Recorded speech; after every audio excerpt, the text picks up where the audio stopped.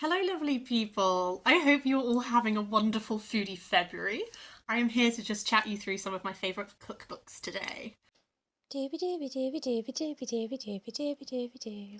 Dooby dooby dooby dooby dooby dooby dooby dooby Sophie vlogs. Last year for Foodie February, I chatted you through my food writing shelf, and I will link that video down below in case you haven't seen it. This year, I thought I would talk you through some of my favourite cookbooks. I recently watched a Book Olive did this video where she talked about her favourite cookbooks, and I loved it because I could hear people talk about cookbooks all day. So I thought I would do my own one. I think most of these are probably quite well known, but I love them, so I'm just going to enthuse at you for a little bit. I thought I would start with Sabrina Ghayour. Sabrina Ghayour is a chef that I absolutely love, and I think she's one of my most reliable cookbook purchases because every single time I buy one of her books, I just know it's going to be full of delights that are so flavoursome. Like, her cooking really packs a punch. She does a lot of Persian cuisine, but in a way that uses ingredients and stuff that is like easier to get a hold of sometimes in the UK. And she does like a little bit of combining like British classics with Persian flavours and Persian ingredients, and I just love that. The first cookbook I got from her was Bazaar, which is all vegetarian recipes because at the time I was vegetarian. I have cooked from this so many times, and I think that she does vegetarian cooking that is still really interesting. I think when I was vegetarian, I got very bored of going to places to eat and having either a falafel of some kind or a mushroom of some kind. I like both of those things, but when you're veggie, after a while, you're like, I have eaten all the falafels. I am 80% falafel by this point in my life. And I love that her vegetarian cooking is so varied and versatile and just yummy. And then after that, the other one of hers that I have is Persiana Every Day, which has been so fabulous. I cook from this one a lot. I had to stop being vegetarian because of all of my allergies and everything. But even when I was vegetarian, there was still a lot in here that I could make. And weirdly, now that I've had to shift, a lot of the vegetarian stuff have the stuff that I'm allergic to, and so now I cook a lot of the non-vegetarian stuff. Persiana Every Day I got because I love doing on a weekend like a big project cooking thing, but throughout the week I quite like things that are like quite quick and easy, and this really delivers on that. It's all so flavoursome but so easy to do. I really do want to get her original Persiana cookbook sometime. I kind of want to buy all of her books, to be honest with you, but I'm really pacing myself and I'm trying to make sure I cook enough from them all before I move on to the next one. I think you can see how many corners I have turned down. Those are all the recipes that I want to do. The cookbook set that's really good for vegetarians is Rukmini Ayer. She is famous for the roasting tin books. I know that she's just got a new book coming out that's not roasting tin, that's something different. The green roasting tin, again, is the first one that I got because I was veggie. Half of this is vegetarian, half of this is vegan. And then the other one I have is the roasting tin around the world. This is all inspired by global cooking. I really love minimizing washing up. I love if I can make everything in one pan or one tin, then I am absolutely there for it. These are also organized sort of in like time input. So in the split between vegetarian and vegan, they sort of start off with like the quickest ones and then they build to like the longest ones, which I always really liked. And then the roasting tin around the world has so many like fun flavors in it. One that I make all the time from this is like buffalo cauliflower. It's so good. It's supposed to come with a blue cheese dip. When I could eat that, it was delicious. And again, I've done so many from this. It has like a really good crispy gnocchi recipe. It has a really good like bulgur wheat bake going on. Like, it's so delicious and so easy. Another one of my favourite chefs is Andi Oliver. This is the Pepperpot Diaries, Stories from My Caribbean Table. I adore Andi Oliver so much. One of my favourite TV shows is Great British Menu. I love watching like professional like Michelin starred chefs put their creativity into like meeting this brief and doing like dishes that are like themed around things. I just find it so interesting, and Andi is the host of it, and she's one of my dream dinner party guests, honestly. Like, I adore her so much. This is all Caribbean cooking. What's lovely about this one is that as well as the recipes, it also has sort of like essays like interspersed throughout that are about like Andi's like Caribbean heritage upbringing, like flavors, all that kind of thing. I love it. Since I was diagnosed with all my food allergies, Caribbean food has been something that I've been trying to explore a bit more because actually it works out to be like works quite well with the things that I can eat. And I've done a few recipes from this. There's a green sauce recipe that's like a base that you use for a lot of these recipes that is absolutely divine, and I could eat it with a spoon. I've done her Caribbean oxtail stew, which was like a real, because I had to stop being vegetarian because of like not being able to eat anything.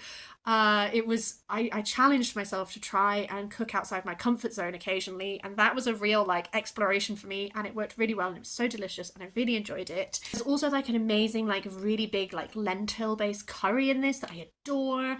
It's just very flavour packed and just utterly delicious. Two chefs that I think you will know that I love if you have watched any of my food content is I love Ella Risbridger so much. I've recommended Midnight Chicken so frequently.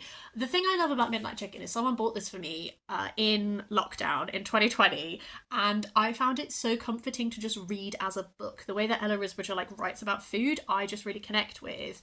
There's also some really great recipes in here as well, though. I feel like I always talk about how much her writing makes me cry, and I never really talk about how good her food is. There's a cookie recipe. I still have it bookmarked. I can't eat this anymore.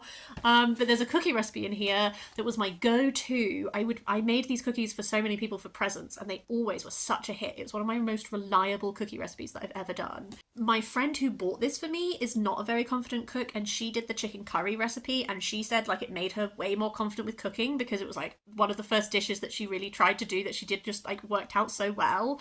I still haven't made that. Maybe I should give it a go sometime. Her follow-up book is The Year of Miracles, recipes about love and grief and growing things. This takes you through a year, and it is a year in lockdown. And each month of the year, obviously, like she cooks different recipes, but she also like has essays about where she's at in it and everything. Again, before I was diagnosed with my egg allergy, I was eating egg all the time because this book has a recipe for the perfect jammy egg, and let me tell you, it is accurate. I learned how to do the best jammy eggs, so I was adding egg to everything, which was a bad idea for me personally, but I would like to call it out as like a solidly reliable jammy egg recipe.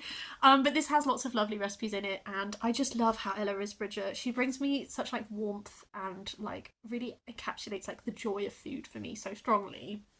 Someone else who I love is Ruby Tandoh. You can see Eat Up is there. Eat Up does have some recipes in it. I don't cook from it that often, so I haven't included it, but her other two books I do cook from all the time. Flavour is her, I think it's her second cookbook. I think after Great British Menu, she released one that was more about baking. Flavour, Eat What You Love, is more just like general cooking. Again, this is one of the ones that you can sort of tell because it's a bit bashed about and the spine's a bit loose. I love cooking from this one. The thing I have cooked the most from this is actually the potato wedges, just because my partner absolutely loves them. I also did this big chocolate birthday cake I made for my stepdad one year. This has such solid, like, really reliably good recipes in it. There's quite a lot of ones which are like big pot recipes that I've done a lot of times, that kind of thing. I really love Cook As You Are as an example of such a good cookbook concept like that was rolled out. So Cook As You Are is recipes for real life hungry cooks and messy kitchens. This one is really organized by sort of theme, so like feed me now, more food, less work, hidden in plain sight. So again, if you're looking for a recipe that is like a very time intensive one that you can do as like a weekend project, there's a whole section for that. If you just want like a really quick and easy weekday meal, there's a whole section for that. I love that. It has a lot of accessibility information in it as well. So has stuff to do with, you know, for example, if you have difficulty with hand mobility, like here are easy subs that you can get, like you get this pre-chopped from the supermarket, like that kind of thing. It also has a lot of suggestions for subbing things for dietary needs throughout, and it will tell you if it is like you could sub it, but actually it doesn't work as well if you sub it, so maybe don't do this one. And at the back, it also has an index that is like, have I told you to use half a tin of tomatoes in this recipe? Here are other recipes where you could use the rest of that tin, like that kind of thing, which I love. Some specific recipe shout outs. Oh, it has to be. This is such an easy recipe, but it was so good. There is a recipe in this for crispy gnocchi with parmesan and sweet chili crisp. Again, I'm allergic to soy. Chili crisp oil is soybeans in soy oil, but I was making that recipe and it has parmesan. I'm allergic to milk. That recipe is one of the recipes that I miss the most because it's so simple, but it's so delicious. You really have to make it. I think she posted it on her Instagram. If you don't even want to buy the book, but you just want to make that recipe, it's definitely there. But I think this whole book is great, and again, more recipes in there that I need to explore from. An icon in the chef world is Sweet Nigella Lawson. I used to have Cook, Eat, Repeat by her, and I love it as a book to read. I realise I don't actually cook from it very often. Nigella in Cook, Eat, Repeat is drawing on a lot of very strong flavours. There's a whole section on licorice, there's a whole section on anchovies. So I think as a cookbook, it's maybe not her most accessible one because you have to really like those strong flavours. And then I also found that there was just quite a lot I couldn't actually eat in it. Kitchen is one that I've actually cooked from a lot more. I think this is quite an old cookbook by now. It has a lot of recipes in it that I would say are quite like easy standard weeknight recipes. The one I have by far cooked the most, and you can tell because it's absolutely spattered in food and my scribbled notes, is her blondie recipe. Her blondie recipe is so good. I like blondies as in like OT condensed milk chocolate chip kind of things, not white chocolate brownies. And if you use vegan condensed milk, I can eat them. Hooray, hooray.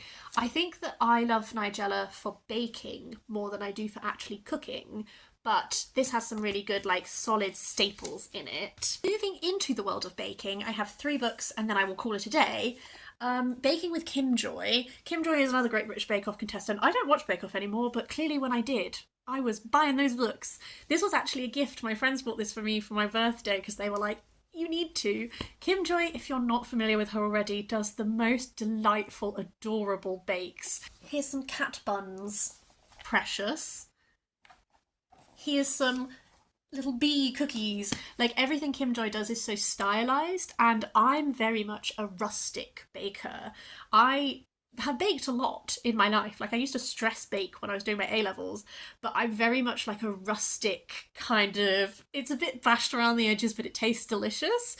But this book has helped me dabble in like slightly more stylized cooking. I really appreciated her meringue recipe. Again, don't make it anymore, but at the time I went through a phase of making a lot of rainbow meringues because I did a lot of pride picnics and that kind of thing, and then I also made brownies, and then I made little meringue ghosts, and I stuck little edible googly eyes on them, which was for a Halloween bake-off that my work did.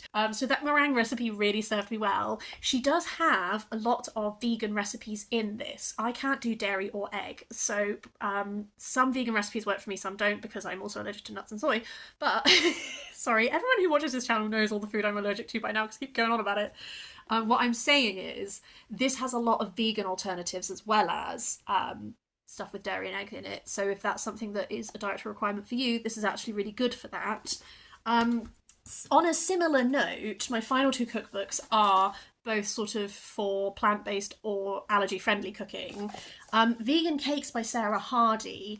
I have a friend who I work with who used to work in a bakery, and they're really good at cooking and baking, and they lent me their copy of this book, and I got on with it so well that I bought my own. This has an amazing brownie recipe in it that is dairy-free, egg-free. You use flax seeds mixed with plant-based milk to make like an egg substitute. It is so good. I've made it loads for different like events now. It also just has lots of really fun vegan cake recipes in it. So if you're plant-based or allergic to things, this is quite good for fully plant-based cake baking. And then the final one is Allergy-Free Cookbook. This is in association with Allergy UK, who in the UK are like the real like allergy standard. Like, I trust them so much with their recommendations. This is a copy that my mum bought me, but we had this when I was a child growing up because some of my mum's friends have different allergies, and so we used to cook from it a lot. There is a lemon polenta cake recipe in this that is one of my absolute standards. It has gone down a treat every single time I have made it, and I've been making it since I was about 14.